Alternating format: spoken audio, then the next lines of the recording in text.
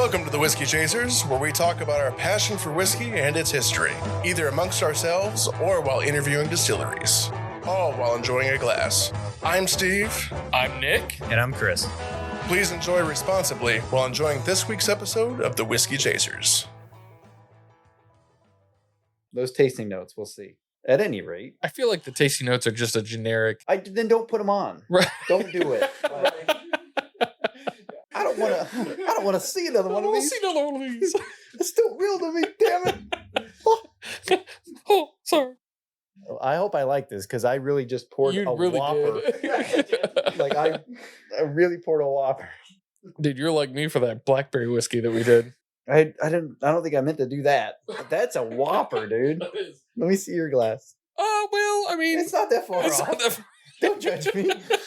From a distance, it looked like more. If anybody's wondering, it's probably a good 3 ounce, at least 3 ounce pour. Two fingers, maybe. 3 kid fingers. Oh well, we're gonna drink it. It's the weekend. It's the weekend. Oh, that's right. All right. Yeah, days off And changed. I am going to crack a tin. All right. Of the Blockade Runner by Cornell and diehl. Okay. Again, I can't get over the bottom of those. The tinsy the fat bulge? wall. Yeah, I mean, it's bulging. This Yeah, was yeah. the beginning of 2017, Okay. so it's got some age on it So we're at 8 years. because it's almost 9 years. So they say this is a Navy Cavendish crumble cake. Never had that. Okay. Sounds pretty Navy amazing. Cavendish. Hand stoved red Virginia, golden Virginia soaked in premium rum for 7 days. Watch out, taste buds, because that sounds quite amazing. That sounds real good. And I've had Navy like flakes. I've never had a Navy Cavendish crumble cake. Like, okay, and I feel just like you look should have at some the coffee with that. look at the bulge on that bad boy. Let's see what it sounds like. Oh, it's like a can of soda. Nice. Dang, dude. That's it's aromatic. That is awfully aromatic. You know, there are very few cases where you can say, "Look at the bulge on that guy," Right. and have it turn out well. Well, we're also rubbing things out. We're doing, we got some things to Sometimes we say. fold it and stuff it. Right. Just is what it is. Okay, and we have Jimmy Red, Jimmy Red To go out with of, that. Highwater Carolina? Distillery in North Carolina. Is it North? No, South Carolina. South Charleston. Carolina. Was it High Wire? Is that what it's called? Yeah, that's the Highwire company. Distilling. Now, I have seen a lot of reviews or people buying up Johnny Red Yeah. and Jimmy Red. Jimmy Red. Yeah. Jimmy. Jimmy. So I saw a lot of people buying up Jimmy Red, and I was like, oh, I would love to try this because it's red corn, But not Bloody Butcher. but not Bloody Butcher. Yeah. It's And a different kind of red. yep. This is Jimmy Red. And after trying Bloody Butcher from Jeff the Creed, I was like, oh, I really want to try this. And especially out of an East Coast yeah. like state, I really want to see what they can do with a red corn. Yeah. In my mind, I went with the only red corn I know is going to be a little bit more earthy. And I was like, oh, earthy with a little salty, like saltwater action. That might be pretty good. Yeah. This is not bad. it's good. It's good. I'm not disappointed, but it's not Bloody Butcher corn. You know what I mean? It's not that earthy that you would expect from the only red corn that you know. Yeah. You know what I mean? So Jimmy Red corn was almost extinct. Like it's a type of grain, and that grain was pretty much gone. What did we So- use it for? Or is that why it went extinct? That's We why just stopped using it. we switched to yellow dent or whatever else, and it went away. So it was down to Probably more painstaking to Yes. Yeah. And it is, and it has a much lower yield than other ones, and so it went down to 2 cobs. We had 2 cobs. Sorry, two just cobs of Jimmy Red. Did they have any of that in the biodome Right. just in case? Like, Right. oh shit, we're getting low on the Jimmy Red. The president gets a call. What? How could you let this happen? What the hey? Who was on this? How is he gonna crack corn? And I do care. Sorry, Steve. So they got with Clemson, and they decided Smell it. we're bringing this back. Oh, with Clemson. Okay, so they did get the big boys involved. Yeah, okay. they did. So they planted 2.5 acres of it. It smells good, doesn't Yeah, it? it does. What's this? Very plummy. Oh, very very plummy. very plummy, but it's also plummy. like red. It's Like the tobacco. It's the tobacco. it's very like red grape almost, like yeah. winey. Yeah, it's very grapey, Yeah. plummy. And you said it was and it set in rubs alcohol for a out while? into like a thin ribbon, which is amazing. It just takes a little bit. Look how small that is. I didn't even it just kind of comes right out. Anyway, what were we saying before? Yeah, so Jimmy Red, they got this company, Highwire Distilling, reached out to Clemson and said, "Hey, we want to use this. You got it. We want it." So they planted 2.5 acres and got 2 batches of this out of that. Now, today, after this, the other people have started growing it again. Now there's about 1.3 million pounds of it per year. So it has really come back. What else are we using it for? I mean, Probably just for mainly this? I'm sure there's other uses, but mainly for this. Certain flours, artisanal flour, sourdough. but you said it's 1.what million? 1.3. And if this is the only company using it, that's a lot. Yeah. They're stocked up for a while now. They're good now. Yeah. It's like what they do with the buffalo. We're running low. So procreate. This company has grown a lot because now they're putting back about 30 barrels a week. So this is a pretty good sized little operation. Originally, when on their very first still, they had about 8 barrels a week. So they've really grown up. How long have they been around? Since they started in 2013. So not that long. But I'm kind of shocked that I haven't heard about them until now, like recently. They had to wait for the yields to come in. Maybe that's what it They was. had to wait on Clemson. Yeah. So you're right. And they are agricultural based. So like a lot of times we talk about like people that used to be engineers or whatever. These guys are farmers. So that's their background. Their agriculture is their background and where they kind of came from. So drinking, they consider drinking to be an agricultural act. We are farmers. I can't disagree with their thought process. So they are very much forward thinking on agriculture, grain, that kind of thing is really what they're aiming for. Again, I'm struggling to find an argument against them. No, that makes perfect sense. Yes. Yeah. So all they make are bourbons. So they don't make anything else. Scott Blackwell and Ann Marshall are the owners, are the people that started all this. Mm-hmm. Both farmers or one distiller? Both from farming families and stuff. And in Charleston, but they're based out of Charleston. Yeah. Is Charleston more of agriculture than I know of? I think pretty much anywhere over there is. Really? More agriculture based, yeah. I think of Charleston, I think of like water. I think back in the day, on there the was edges, a lot. Sure. But right, in the middle, there's fields. There was a lot of plantations back then, and they're still standing to this day. You know, like big, massive farm setup, kind of things. Same thing with, Louisiana, which is not far from that whole area. You know what I mean? It was all farming and farmland and stuff. Years ago, Mary and I we took like a day and visited Charleston. We were in Hilton Head, and we went to. They have a tea leaf plantation out there, like a pretty popular tea leaf. Okay. And it's amazing what they fascinating how they get their tea leaves and their crop and what they cut. But then they also do flavored tea, right? Flavored tea leaves, which got me thinking. Like matcha. Yeah. Like jasmine and stuff. They do peach. So they do like mint, they do peach, they do like fruit. But what they do is they pretty much take the extract of the fruit and the oils and just let it sit on the tea leaves. And that's how they flavor them, which I don't know what you would do to partner with both these companies, but that sounds like a lot of fun. A peach bourbon or a tea bourbon? Yeah. Like, could you imagine like a cocktail, pre-made cocktail with their like peach tea? I've mentioned that before though. We've talked about this because we talked about gunpowder gin before and things. And I said, I don't think anybody's really done this with bourbon. And I'm not saying a straight up mix, more like a finished type of deal. Yes. So it's still a foolproof spirit with some tea-ish aspects. I think is a great idea. I think it would do really well. Yeah. I mean, you got like cocktails that use tea, unsweet tea all the time, or sweet tea. So like, why not? I've put some bourbon in my Earl Grey before and had a good time. Nothing wrong with that. Hot toddy. Yeah. So these guys are doing things without the red corn, or are they only doing things with the red corn? This is 100% Jimmy Red sweet corn. But are they making other things, or are they only? I believe they have some other things, but they pretty much use for corn. They use this is their flagship bottle. That makes sense. Okay. Highwire. We talk about why they're called high wire yet? We do not know why they call themselves high wire distilling. Like, was a I think family they're of just kind of laymen? balancing. I think it's a kind of a Or not balancing laymen, act. or what are they called? Circus people? No, what's it called? A lineman. Lineman. Oh, linemen. Oh, yeah. Like the Yeah. song. Yeah, Wichita. They're in Kansas. Now I know that they do a bottled and bond. I love that song. I do too, man. I love that song. They do make a bottle and They bond. also do a bottle and bond. Yep. Yes, That would Yes. be cool. which is 100% as well. Yep, they do a single barrel, a double oaked, and then they do their Jimmy Red straight bourbon and their bottled and bond, and they do a sherry cask finish and a peach brandy finish. So they've been around the block for a while. Yeah. So 2013 is their start, so we're talking about 8 years now, or 12 years now. I'm pretty pumped about this. I mean, that they're doing other, like, I want to try it. This is really good. Do we know what the age is on this one? We do not. I think at least 4 years.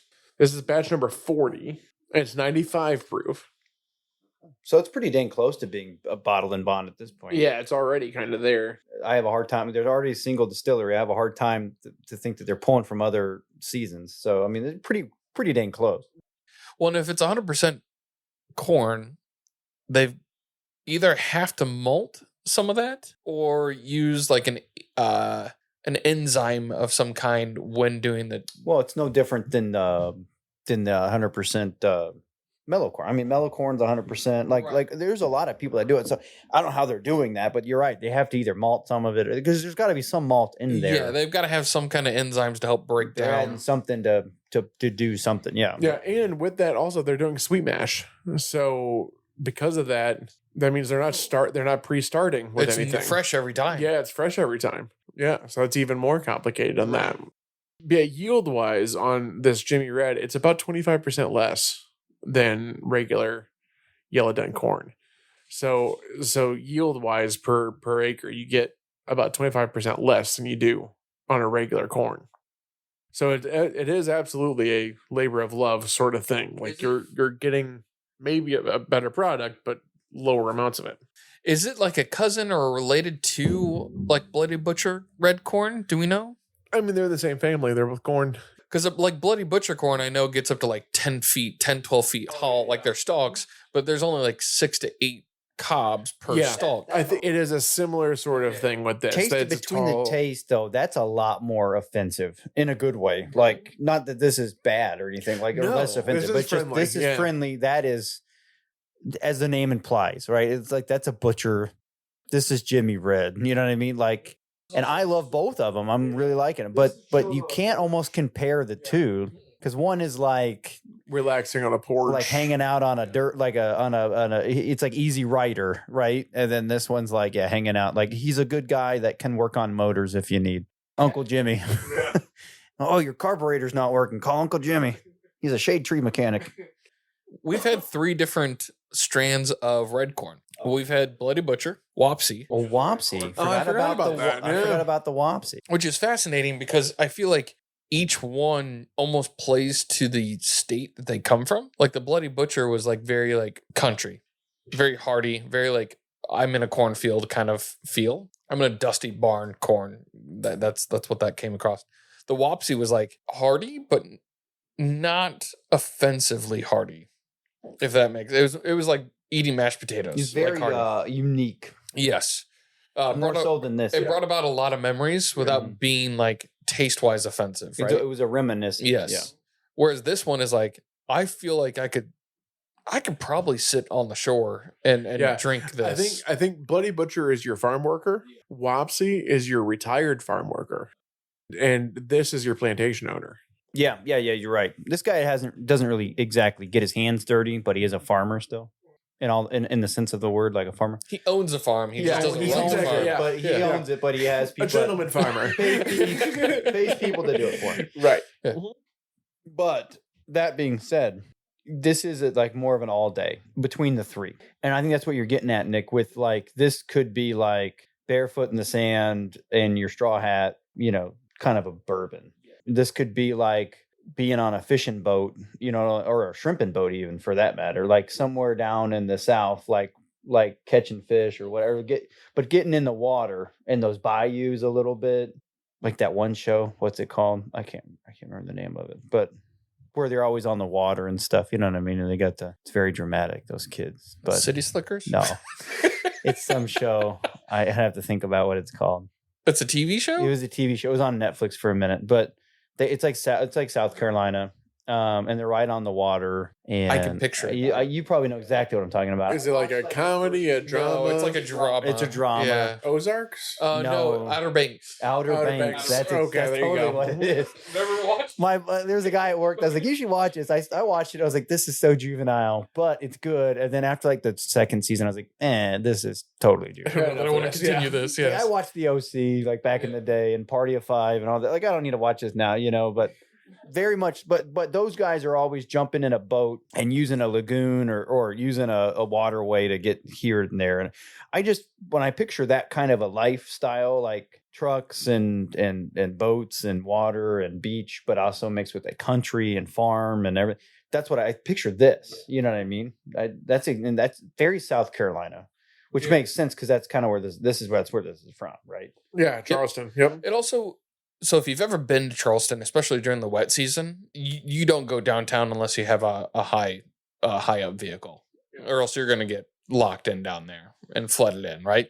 And so it's very wet. I'm not saying this is watery, but that's what this reminds me of. It's a very wet bourbon. I mean, this would go really good sounds with weird. like a shrimp boil. Yes. Sausage and potatoes and corn and shrimp and crawdads, and It's light, but it still packs flavor that goes well with other things. it's like got a bit of it's got rye aspects without having any rye in it at all. I think, and that's all this red corn, this Jimmy red corn. It's got its own spice to it, and it's not at all overpowering, but it's got a little bit more spice to it. Just some pepperiness to it. Pepperiness, yeah. Which Just is some interesting. pepperiness. Some Cajun like Creole spices, just a little bit, just a little hint. So I don't know if you guys remember this. We actually had another bottle on here from South Carolina, around Charleston area, that you guys both hated. It was a weeded. It was a weeded bourbon. 6 and 20. Yeah, The wheat penny. Not wheat penny. No, 6 it was and just called 20. 6 and I 20? think I remember making fun of that. Yeah, it was a black label, 6 and 20. He made it. The distiller made it for his wife as a friendly whiskey for women to enjoy. And we hated it. I'm surprised. This is just a fantastic pipe tobacco. it really is. Like, this is good. This is a really good pipe tobacco, and I think it works well with this bottle It too. does. I didn't do that on purpose, but I think it's actually but it going pretty has well. some with like Swedish notes to it, sweet-ish notes to it, and like you said, the smell and everything. It's very plummy, very like stone fruity, whatever. But yeah, and it's really easy smoking. I've got nothing but white ash on top Yeah. here. Oh, it's very easy to smoke. yeah. Yeah. I talked for like 15 minutes and my pipe was still lit. I didn't even have to do anything. It was still going. But it's almost, it's on the very, like, it's almost aromatic. Yeah, it's on the edge there. And it's actually the aromatic aspects it has comes through completely on the taste. You don't get that very often. No, yeah, you don't normally taste a sweetness or a plumminess, But I taste it. from it. But I do too. It was Old Money. Old money. Old That's Money, right. that's what it Old was. Money Yeah, wheat yeah. whiskey is what it was. Yeah. But the reason I got that and the idea behind it was trying to find distilleries, whiskey or bourbon distilleries out on the East Coast that could do it well. So I feel like East Coast is rum. East and South is kind of rum country. West Coast is wine country. So on the coast side, I feel like you don't have very many distilleries that are trying to do bourbon or trying to do whiskey, or at least whiskey well. I put that as nicely as possible. It's like they want to try to hit that sweet.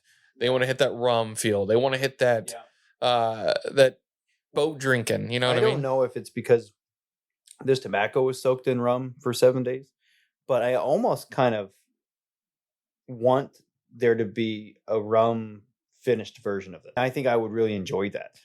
I think that would go really well. I think it would bring out those like that peppery note and everything that we have in here. That's kind of rye-esque, and then adding some sweetness to it. I think would be really good. But I feel like this company did it well. And this, when I say did it well, they decided to take a corn that red corn is. Feel like I can say red corn is can be dusty and unique and different. but somehow they've done it in such a way on that East Coast side where it's still friendly. It's still sweet, not overbearing sweet, but just enough that it balances out kind of that farming feel, that country kind of culture feel, but still coastal region. Which I think is why there's a lot of guys that go after this online. A lot of guys will I can see hunt its after popularity, and it's unique. It's not like, a lot of times when we talk about unique things, we're talking about things that are offensive in a good way, which we really need to put that on a shirt or something. Offensive in a good way. Offensive with the air quotes. Yeah, offensive And on the then back in a good way. In a good way. But this one is not offensive, but it is unique.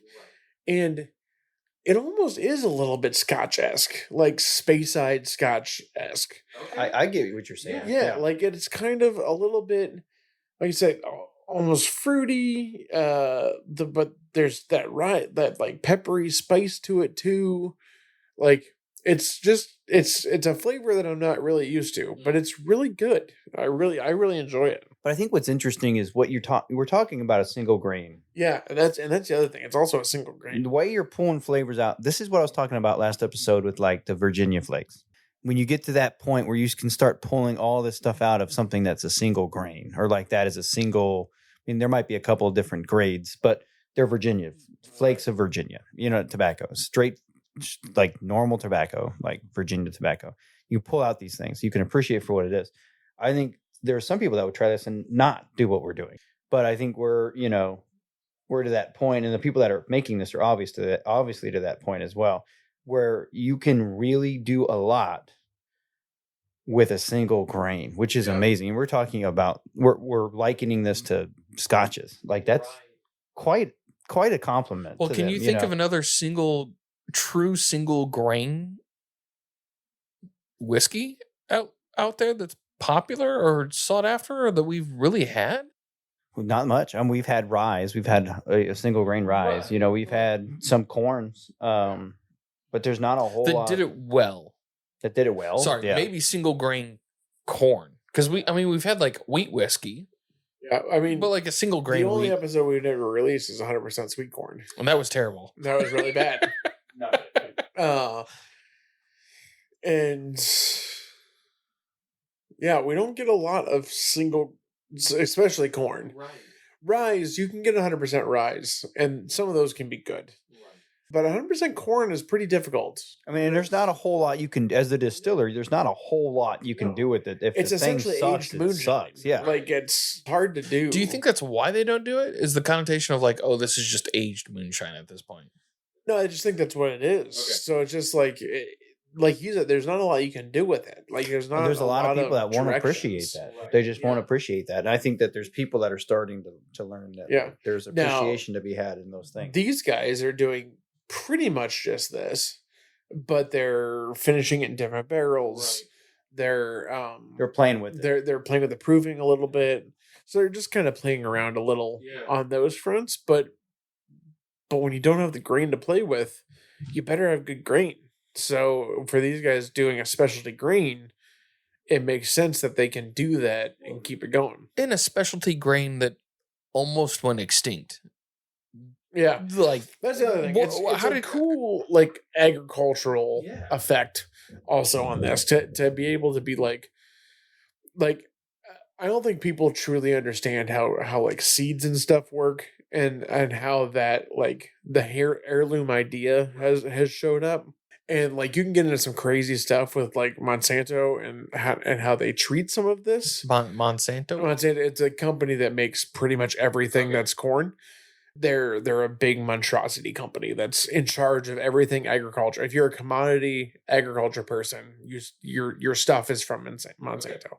But their regulations around that and how they work everything has really made heirloom stuff like this really, really difficult. And they've killed off a lot of strains of seeds in that. So having this come back and be able to like bring it back as a really cool agricultural achievement on top of that. Right. Also, and to be as large as it is.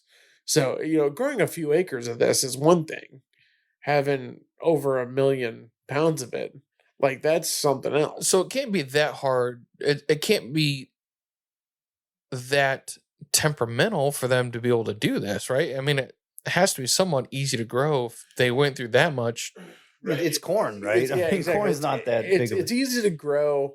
Like I said, you don't get as much per acre, Right. and so which keeps a lot of the commodity people out of it. So if you're commodity grain people, which by that I just mean like when you're driving down the road and see a field, that's commodity grain. Right. It's mostly feed corn, or soybeans or whatever else that's being sold just as the plant, and then it's going to whoever to make into oils or whatever it is. This type of thing is never going to be made by those people because they're selling by the bushel. Like it's all regulated, and they have no capability to do something like this. So it just keeps it out of that market, which is good for the people that will take the time to do it because it makes it special. It makes it unique. Well, and those 1 million acres or whatever it is, or whatever it was, it's probably like 1% compared to like the regular corn. Exactly. You know what I mean? Yeah. Like there's so much more regular corn out there that it's like that's still nothing. Like because I mean they use corn for everything. I mean we aren't even talking about like the ethanol stuff. Right. Like, exactly. Like there's corn used for everything. Yeah.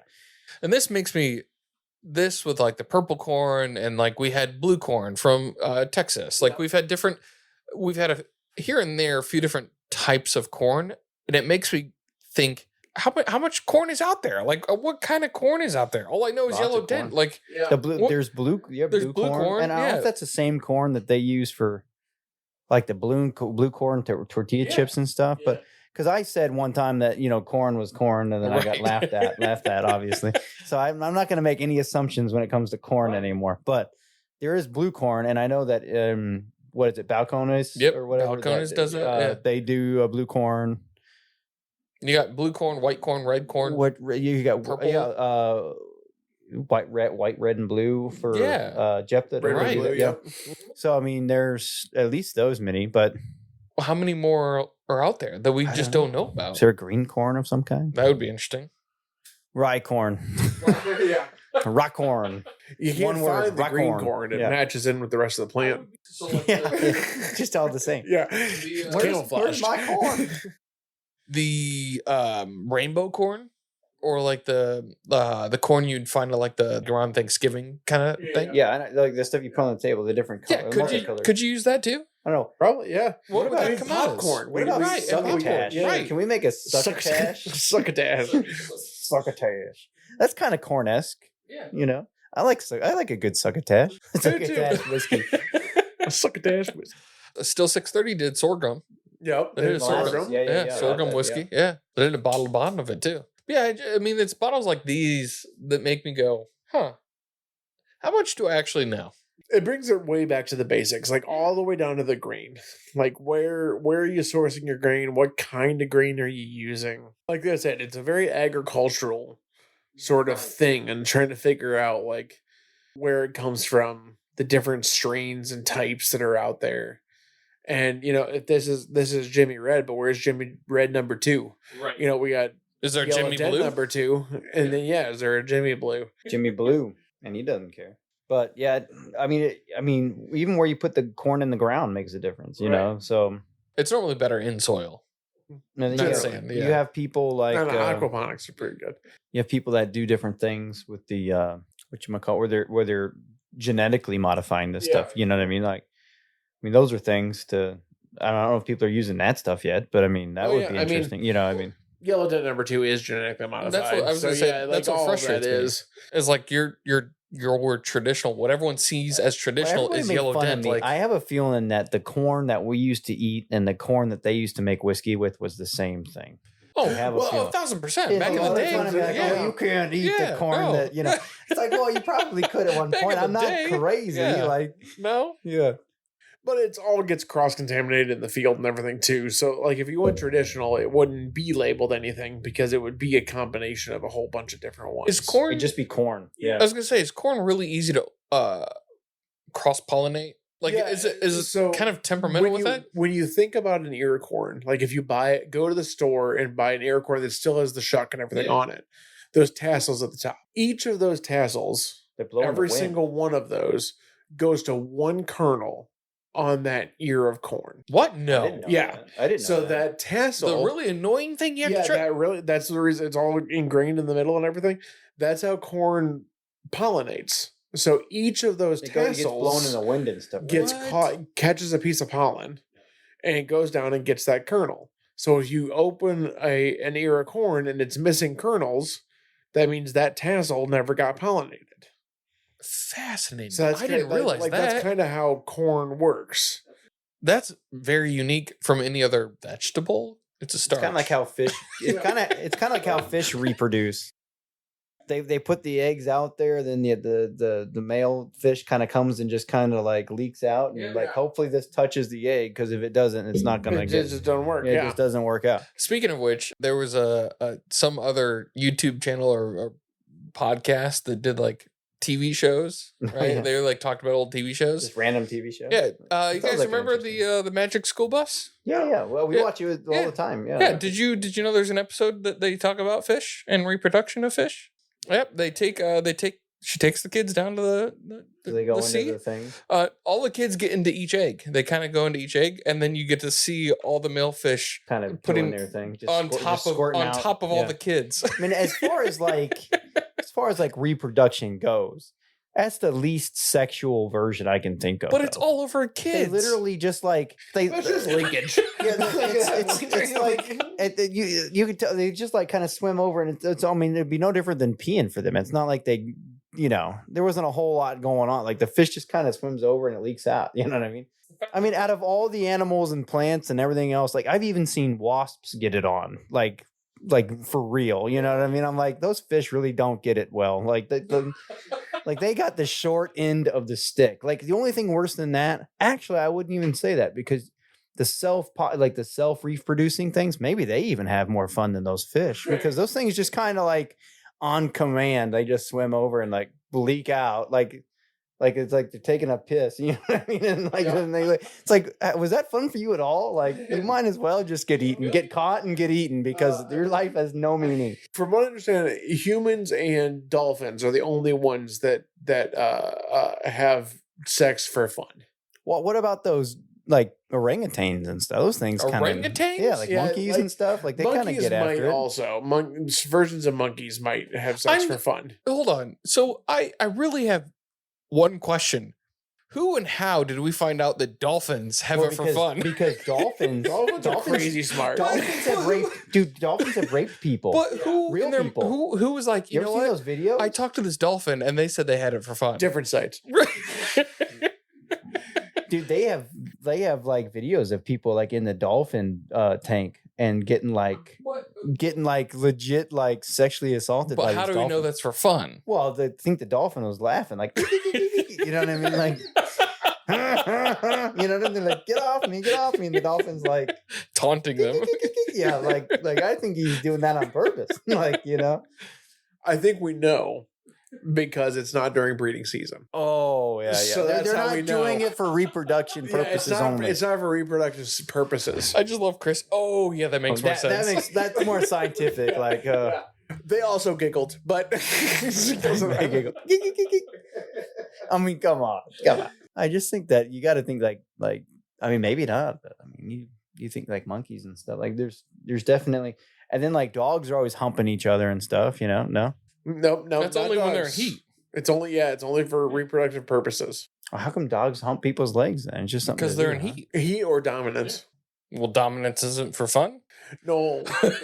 No. I mean, sometimes it is. The way Steve said that was kind of weird, wasn't it? Like halfway through saying it, he was like, well. It was very like Amish. Like, no, I don't think so. No, I don't think so. We don't I do that think here. so. Yeah. Maybe not for you. So all about pollination for corn. So corn pollinates via tassel. Anyway, yeah, going back to the corn. The corn's not being dominated by the pollen. It doesn't get a kernel. So does yellow dent corn also? Is that also the same guessing thing? all Yeah, corn it's the works same the same. pollination. The problem is wind, right? If wind blows, then pieces of that go someplace else. So if you have Yellow Dent next to Jimmy Red, then Yellow Dent will get into your Jimmy Red. Right. And so you have to keep them separated. And if they get mixed, then you have GMOs. I was going to say, this makes That's more all sense GMOs are. for the popcorn bourbon. It makes a little bit more sense why it might be a little bit pricier. Yeah. Because you're dealing with a crop that you're trying to keep from cross contamination, Doesn't sound which only very gives you so much. 2025, you know? No, we don't want to blend. It doesn't sound very good. It's very 1825. Let's let the corn decide. Like, What is the corn Yeah, one? if we let the corn decide, then we have GMOs. So those are also anti-2025. So what are we going to do? so that's how you get GMOs? Yeah, that's all it is. Genetically modified just means a combination of two different genetics. So But GMOs are bad for you. No, they're not. No, they're not. No. I mean, I suppose you can have lab grown versions or whatever, but like everything we eat is a GMO, even if it's not Why do you labeled even as talk so. about it? Because people like to argue and be sad about things, and so that's all this is. Global warming and GMO. Yeah, so it's like GMOs are not like they're not a problem. Like they are a thing, but they're not I a feel problem. like being a corn purist, like not allowing anything to mix in there is more of a problem than GMOs. I might be pro GMO. The problem with like the thing with GMOs is like Yellow Dent corn, Yellow Dent number 2 is a product of GMO because we are aiming for the most yield out of an acre. We're not concerned with flavor, we're concerned about yield. So that's what we're trying to modify. That's what we're trying to get. Whereas if you were like a food purist, you're aiming for flavor. We've said we don't care about flavor. I need this thing. We'll add flavor later on. We'll add more sugar or whatever else to it to make it a thing. So it just depends on your goals. Like if your goal is to sell more of the product, then GMOs are really very much your friend. If the goal is flavor, then it probably isn't because the agricultural market hasn't been made for you. So it just depends on what your goal is. So there's your agricultural lesson for the day. Now, what would you guys be willing to pay for this guy? Knowing it's talking about pollination and harder. It's a smaller company, but it's not necessarily small. Like it's kind of your what I would put at the same level as like Watershed or maybe even Middle West. Love their branded stuff. Right. So like it's small but not boutique. Like it's on the smaller side. But it's still not like Jim Beam. It's not a well drink. So I think I'd put it in the same boat, like 50, 60. But I think it should be like around the $60 mark. See, I think me personally, and I like this, don't get me wrong. I like it. But after hearing everything and seeing everything and all that, I think that this is a $40 bottle. I think they are selling it for $60. Yeah, I think that's that's fine. That's fine. Yeah. But I do think that this is a $40 bottle, period, the end. Yeah. I think that's fair. I want to agree with you initially, and then I have a hard time with it. I want to agree that, yes, it's $40 bottle. It should be, because it's corn. It's corn. Corn is everywhere. That's what I'm getting at. Like, they have their own market on this corn. It's not expensive for them at this point. It's 100% corn. They're not doing anything too special to this one. I could see, like, okay, Jimmy Red finished. Now it bumps it up to $50. Right. Okay, Jimmy Red double oaked. Maybe that's like a $60 bottle. But I think it's a $40 bottle, period, the end. But they're going to add some more. There's the $20 tax in there. It's probably being sold for $60. It might be a lot more than that. If they're selling it for more than $60, I don't think it's worth it. Yeah, I don't. Good, but I don't think it's worth it. If we're selling it for $40, who is it for? The people we talked about. The people that are having a huge shrimp boil in their backyard, and they're literally throwing the pot on the table and people are eating it. The people that are in their fishing boat. But do you think they're going to go after red corn bourbon? I don't see why not. I think they want flavor. Those people, you don't make a shrimp boil and not want flavor. I mean, if you're drinking whiskey, you're going to still want flavor. And I think this is a great $40 bottle. This is flavor at $40. This is good at $60. You know what I mean? Right. You're not going to see some fat cat in a white suit sitting down drinking this neat. That's just not what this is. Yeah. I would want to. I could see That'd like be more cool. like what Steve was saying, you're like not a fat cat. plantation, like a farmer, like a generational farmer who's those guys are still like wearing overalls and stuff. But they're probably not spending more than $20-$30. They're not the ones putting their hands on the equipment, but they're still like farmers. They might be drinking this, I think $40 is your that's your every person price, and I think that I think I would put it closer to 50, and then 60 is I think they're selling it for 60 nowadays. Yeah, but I'm talking like, I mean, back when like all the Jim Beam stuff was like on the low side of 20, like maybe you could get it on sale for 17. Like if Jim Beam, we lived in a world again where Jim Beam white label was like $17 on sale, $20 regular. Now it's like what, up to 25, closer to 30. But if we were living back in the time where it was like a $20 bottle, this is a $40 bottle. I mean, you put this up next to a Russell's Reserve that was also going for $40 at the time. I don't know how much that is now, but that was like $40. Yeah. That's a $40 bottle. Okay. And that in my world, that's the way it should be. Like everything's gone way too high. Right. Yeah. Prices are definitely high. They're ridiculous. So what is it? 60. 60? Okay, it's 60. Okay, so I'm exactly 60. right. Yeah. I'm just, so the struggle I have is, okay, I want to say 40 because it's corn. And corn is corn is corn. But then you start talking, well, corn, not all corn is corn. I mean, you got yellow dent, you got white corn, you got sweet corn, you got red corn, you got purple corn. Wow. You got all these different strands of corn. And I when I start thinking about that, the struggle is I think of steak at home, steak at Texas Roadhouse, steak at Mancy's. All $40? Not exactly. No, because here's the difference. Here's what you're getting a little bit cockeyed is steak at home. You're never going to get the quality of steak that you get at Mancy's. Mancy's steak is dry aged. But it's could. The best of the best. It's the cut. I don't even think you can buy that steak. You can make it. You can't. You could dry age your own stuff. I don't think it's the same thing. I don't think it's the same thing. I think that's a tough thing to say. And also, I'm not a professional. Like, I think that would degrade the cooks at Mancy's. Those guys are freaking professionals. Okay. Like, they can do stuff with eggs and butter that I cannot do. Right? It's the same ingredients, but like, hold on to your hat. Like, these are going to be different. Right. You know what I mean? So you can't really, equate that to that, in my opinion. I think that what you're paying for here is the idea. Look, what you're getting at is like, this is Jimmy Red, this is red corn. Cool. But if you come down to the money of it, I bet it's even cheaper for them to use Jimmy Red than it is to use other stuff at this point. Maybe. Yeah. They're also sweet mash. That's the other thing on this also. But are you paying for the idea? Yeah, there's nothing wrong with that. That's like a $10 charge, I think. And then are you paying for the small bashness-esque of it? Yeah, that's another $10 charge. Yeah. $20. This is a $40 bottle. 100%. I don't think it's wrong. If I were making this, would I sell it for $60? Yeah, absolutely. But that tells people it's a $40 bottle.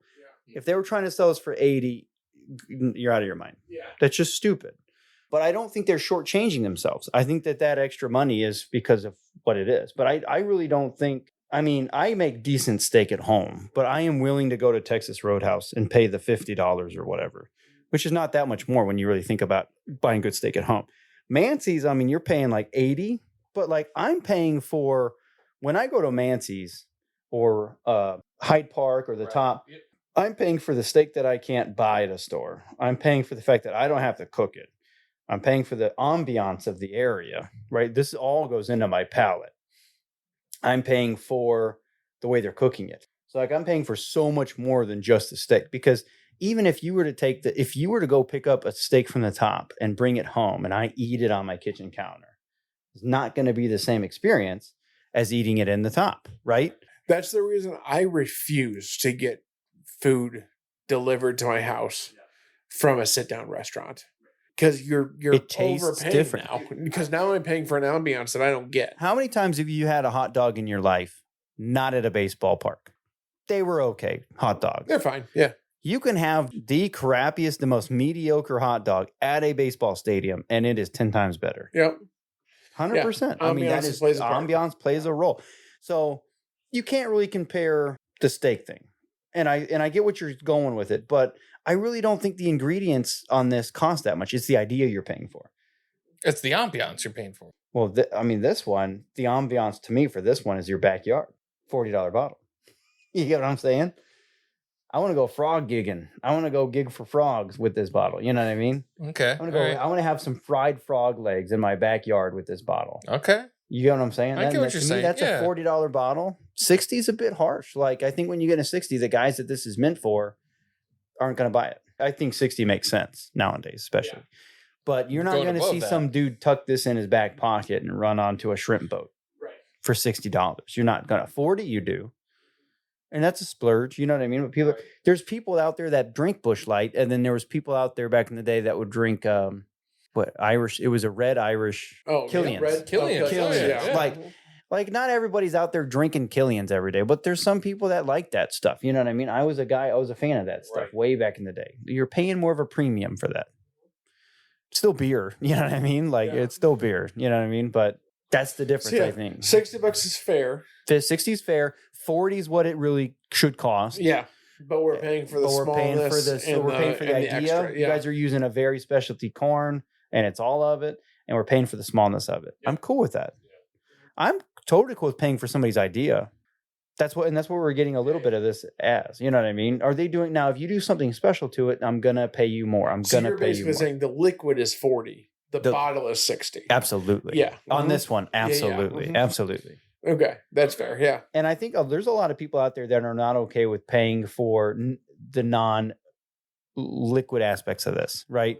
There's a lot of people that would be like, "Oh, I would never pay more money for an idea or for a bottle or whatever." You get to a point where, you will, and it's fine. You know what I mean? Otherwise, you're not going to drink a whole lot of stuff because there's marketing definitely plays a role. We've talked about this. And this tobacco went really well with it. Gosh, it did. It did. So, like that. This is a random poll. Like, really. Have you had this tobacco before? No. Never. No? Okay. Mm-mm. Yeah. I bought it thinking, that sounds good at the time, and then just put it on the shelf and forgot about it. And honestly, for me, like the tin art on that is not appealing. No. I don't think it's anything I ever thought like, I really gotta. I mean, it looks like a wall, like a stone wall. It's a blockade runner, so it's ship. It's just an old ship. It's an old ship on a. No, an old ship with some steam coming out of it. No, it's water. It's just rough seas. Okay, it's not very enticing on the look of it. But I tell you what, it's for me. This is like Pennington Gap, where I had it and I thought, okay, and then I stored it away. Then we finally opened it, and I was like, this is something special, and I'm gonna buy this again and again. Like this is gonna be in my rotation. I think this is gonna be in my rotation. I try so much pipe tobacco that is good, it's really good. Or it's this or it's that, or it's just okay. And I end up buying it over and over again because it's good or whatever. But every now and then I'll find something that's different. It's unique. And those are the things anymore that I'm really kind of starting to build a collection up of because I appreciate those for what they are. I'm starting to like King Cake is one of them if you haven't had it.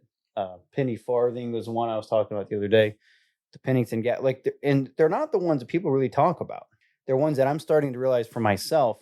I keep thinking about this blend. You know what I mean? I keep thinking about this blend. I'm going to start smoking that more. So I think that's what I'm going to start doing. I'm going to start going after the ones that I like, and then obviously I'm going to keep trying new things. But I'm branching out a lot from what I'm taking a departure from the English, and it's really kind of opening up all because English is so similar to each other. You can get better versions, you can get worse versions, but at the end of the day, it's kind of the same. It's like drinking scotch all the time. That's really what in English is. It's like drinking scotch all the time. There's different versions, there's better versions, but at some point, it's just the same. Yeah. So taking a kind of I told the guys a few months ago, remember this? I was like, I'm not going to have English for a while. Take a break. You said you were pretty much done with English for a bit. Yeah. And doing that, it's really opened up a lot of different things. Like I'm starting to realize okay, there's so much more variations out there. So yeah, this Blockade runner has been, and I think that it's very unique. I've never seen anything like that before put together. Well, good tobacco, good bottle. Yep. She's a winner. On to the next. On to the next. We'll see you later.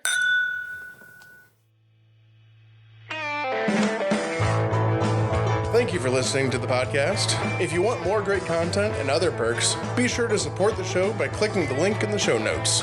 We can be reached on our website, whiskeychaserspod.com, with any ideas for the show. Thanks again.